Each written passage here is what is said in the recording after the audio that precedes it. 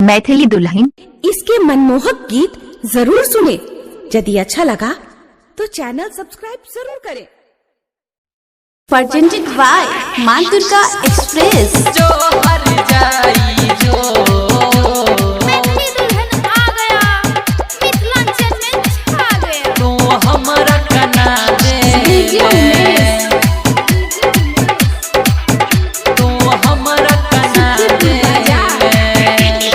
जो हर जाई जो तू हमरा कना दे ले।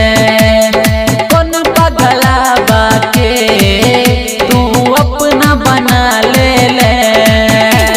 नहीं जार बोकार नहीं छुबो हम तार गे, नहीं जार बोकार नहीं छुबो हम तार गोली मारबो अगुआ सार के। जो हर जाई जो तू हमरा कना दे ले। कौन पगला बाके तू अपना बना ले ले। तू अपना बना ले ले। प्रेजेंटेड बाय मां दुर्गा एक्सप्रेस। जो हर जाई जो डीजे सत्यम मदना बाजार। तू अपना बना ले ले। जाई है हमरा छर के तोहर करवाओ गम नहीं गे। जब जब याद तोहर गाजा दारू पियबोगे। जाई है हमरा छर के तोहर करवाओ गम नहीं गे। जब जब याद तोहर गांजा दारू पियबोगे। छल दिल के तू हमरा करीब फुटल रहे हमर नसीब जे तू नहीं मिल लेगे। जो हर जाई जो तू हमरा कना दे ले।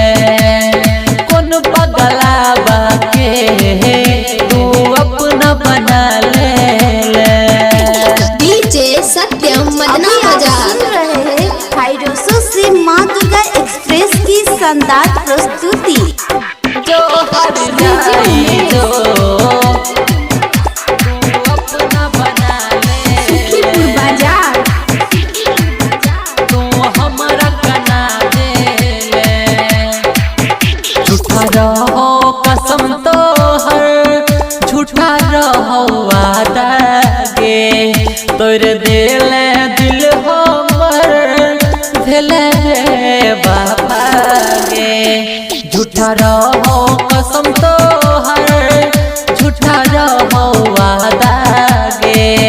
तोर दिले दिल हमर भेले रे बाबा गे।